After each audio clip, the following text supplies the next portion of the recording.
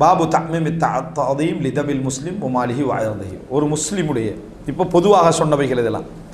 இப்போ முஸ்லிமுடைய சில செய்திகள் என்ன செய்தி இதில் வருது, முஸ்லிமுக்குரிய செய்திகள்.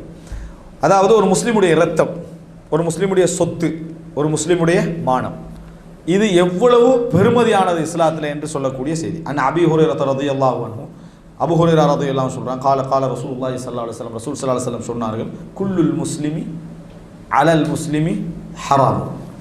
ஒரு முஸ்லிமுடைய எல்லாம் இன்னொரு முஸ்லிமுக்கு ஹராம், புனிதமானது. ஹராம் என்ன? புனிதமானதுன்னு அர்த்தம்.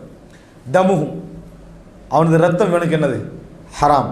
வமாலுஹு, அவனது சொத்து இவனுக்கு ஹராம். வஇர்துஹு, அவனது மானம் இவனுக்கு ஹராம். அப்படின்னா என்ன? ஹராம் என்றது புனிதம். மஸ்ஜிதுல் ஹராம் என்றா என்ன? அங்கே தொழுகிறது தடை என்ற அர்த்தமா? ஹராம் என்றா புனிதம் என்ற அர்த்தம். மஹரம் என்றம் என்ன? அந்த இடத்துல ஹராமாக்கப்பட்டவன், தடை செய்யப்பட்டவன் அர்த்தம் தான், ஆனால் பாதுகாப்புன்னு அர்த்தம்.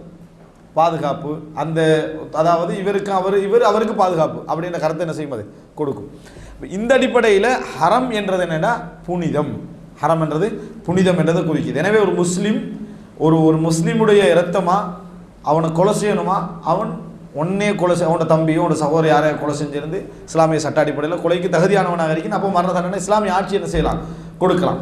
அதே போல் அவனுடைய சொத்து ஹலாலான முறையில் தான் அவனுக்கு என்ன செய்யணும், வரணும். அதே போல் அவனோட மானம் எனது அவனுக்கு சம்பந்தமே இல்லை. மானம் அவன் பொது விஷயங்களில் கையடித்து தலையிட்டு அதில் அநியாயம் பண்ணினாலே தவிர அவனுடைய மானத்தில் கை வைப்பதற்கு உனக்கு எந்த விதமான உரிமையும் இல்லை. இது சஹீஹ் முஸ்லிமில் 2566வது இலக்கம். இந்த முஸ்லீமில் வரக்கூடிய இலக்கங்களில் நம்பர்ஸ் என்ன செய்து தமிழில் வந்திருக்கக்கூடிய முஸ்லீமுக்கு டிஃப்ரெண்ட் ஆகிருக்கும்.